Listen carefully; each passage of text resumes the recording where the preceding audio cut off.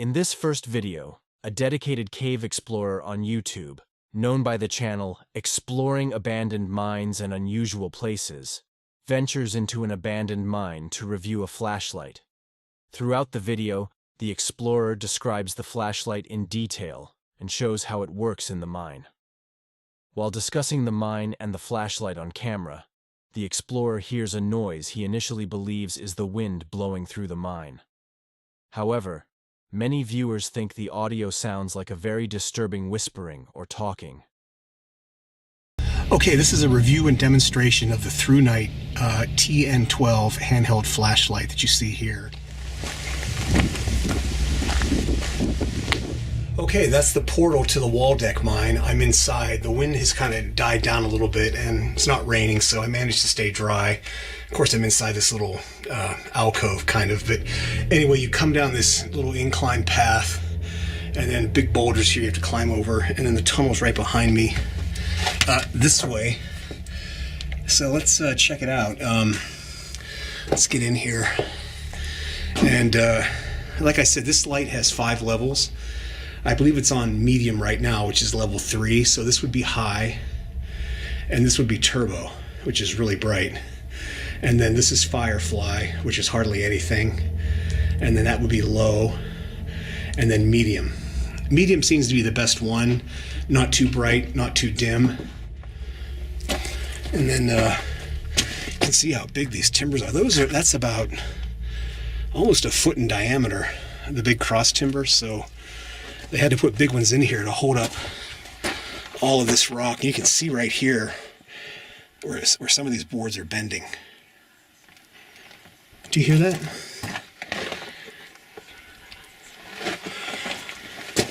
Sounds like, what is that, wind? I don't know if you can hear that on the camera.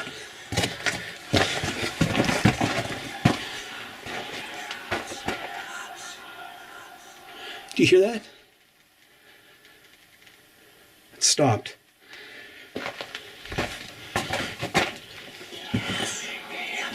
Wow. I don't know what that is. That doesn't sound like wind, but that's crazy. Don't know if that's a bird or I don't know what that is. It almost sounds like snakes, but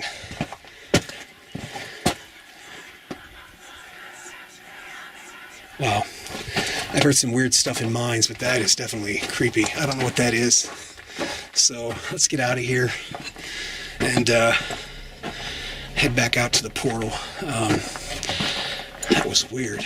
A man named Clem Schultz and his wife lived in Fairdale, Illinois, during one of the most destructive tornadoes in the town's history.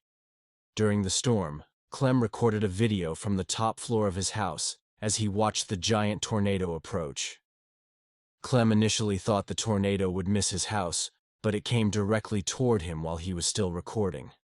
Tragically, Clem's wife lost her life due to the tornado's intensity, and Clem suffered a severe spine injury.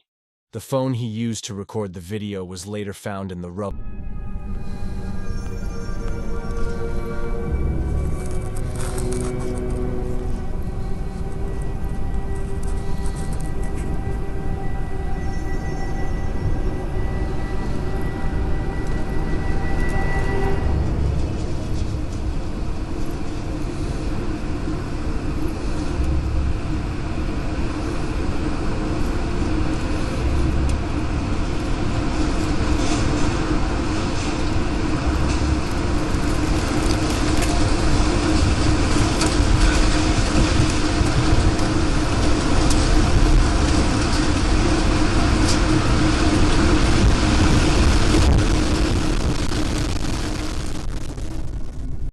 This time, the explorer visits an abandoned, supposedly haunted mine in Nevada, known as Horton Mine.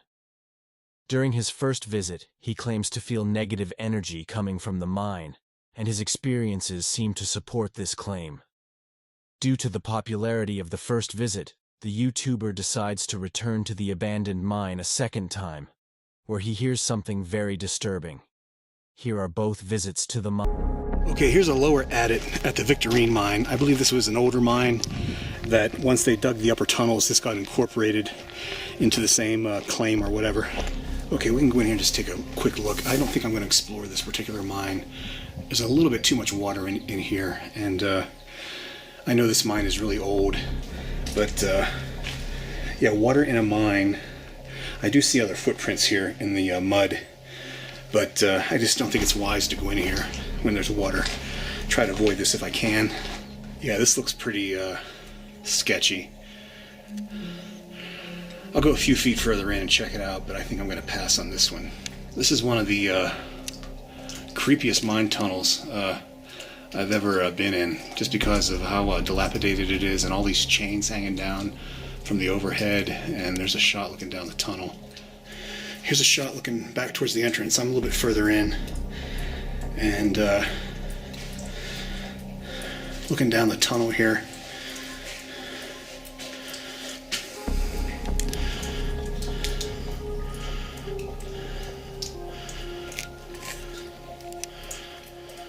I don't know why that one chain is swinging back there.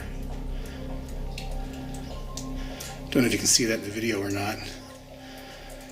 Yeah, this mine definitely has a very spooky vibe to it. So I'm going to head back out and check out the other stuff that's here. This is just too wet and too muddy. And obviously something is making the chains swing. So time to get the hell out of here. Okay, the Horton mine still has some water coming out of it. You can see it kind of pooled up here outside, and here's the portal. So let's go check this out, see if it's any drier than it was a year ago when I was last here. Okay, I'm further in than I was a year ago, and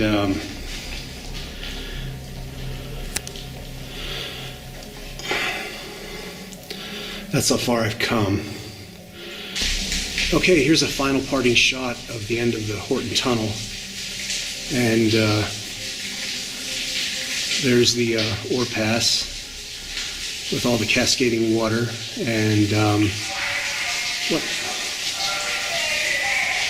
the f*** is that?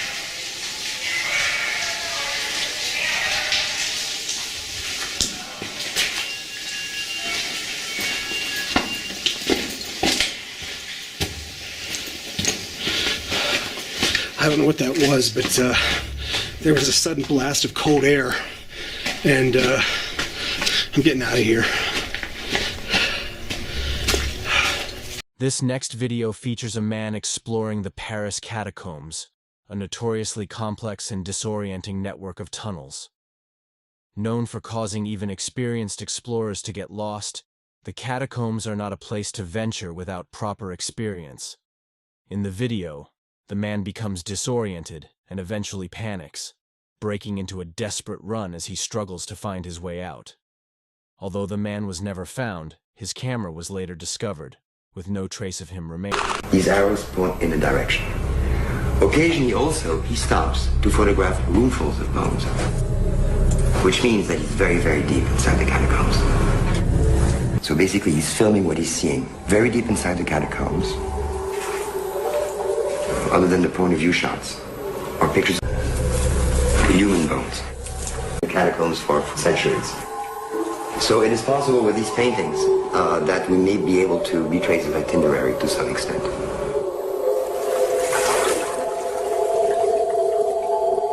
After about 4, we hear his breathing get louder and louder, as though something was scaring him. He's frightened, he's frightened. Occasionally he stops, perhaps to try to decide which way to run among all the many different corridors.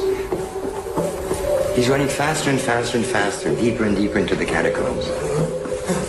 And all of a sudden, we hear his breathing get louder and louder, as though something was scaring him. He's frightened, he's frightened. Occasionally he stops, perhaps to try to decide which way to run among all the many different corridors. He's running faster and faster and faster, deeper and deeper into the catacombs. And all of a sudden,